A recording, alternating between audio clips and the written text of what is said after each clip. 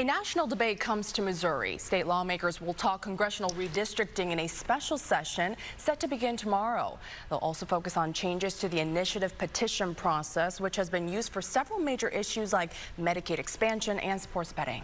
The governor called the special session right when the holiday weekend started. So tonight, we're going to take the time to walk you through both of these topics to cover who's impacted and what you can expect. Late Friday afternoon, Governor Mike Kehoe called the special session to discuss this map that you're looking at on your screen. Republicans' goal of redistricting is to make it more difficult for Democratic representatives to win their districts. Democratic Congressman Emanuel Cleaver represents District 5. You can see how the district would span into more rural areas in this map. Here's a look at the current congressional district map. You can see District 5 is much smaller and spreads mainly across the Kansas City metro. We heard the voice of Cleaver yesterday at a rally opposing redistricting. There's nothing logical about it except what the president said.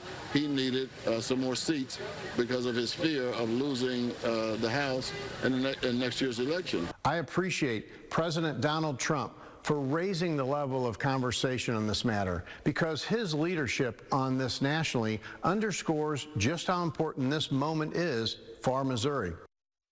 We also heard the voices of people who took their Labor Day off just to make sure their voices are heard, rallying against redistricting. Just sick and tired of what's going on. But if we band together, there's nothing as a lost cause. We take incredible risk to speak out, but it's worth it every single time. KSHB 41 News reporter Charlie Keegan, he covers politics, and he'll be following the special session for us. He's joining us now to break down what you need to know ahead of the special session. Technically, the session begins Wednesday, but don't expect any final decisions to come on Wednesday. The Senate actually anticipates the session ending next Friday, September 12th. Here's how things work. Members of the House of Representatives will introduce bills on redistricting and on reforming the initiative petition process. Next week, those bills will go to different committees where they'll hold hearings and listen to the pros and cons of both bills. Those bills will go to the floor of the House where they'll debate it and ultimately pass something on to the Senate. The process repeats itself in the Senate, and then bills that both chambers pass move on to Governor Kehoe for his signature. In the newsroom, I'm Charlie Keegan, KSHB 41 News. Now, while much of the focus has been on redistricting, we're also going to keep a close watch on action to change the initiative petition process in Missouri. KSHB 41 News reporter Todd Palmer explains the changes that we've already seen from this process and how changing it could affect the state's future.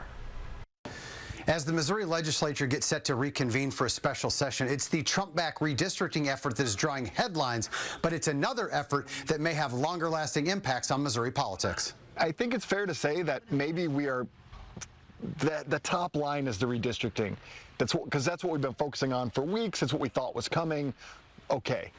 But this initiative petition reform is potentially more impactful. Missouri voters have expanded Medicaid, legalized marijuana, passed sports gambling, and enshrined women's reproductive rights in the state constitution in recent years through the initiative petition process. That avenue has allowed for a lot of legislation or a lot of constitutional amendments and things to pass that maybe wouldn't have otherwise.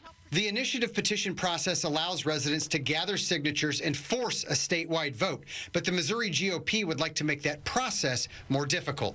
Targeting the initiative petition process is something that's been kicked around for a few years, and I think it's just a matter of you have Republican supermajorities, but you also have this liberal or libertarian streak that exists in Missouri voters. These forms of direct democracy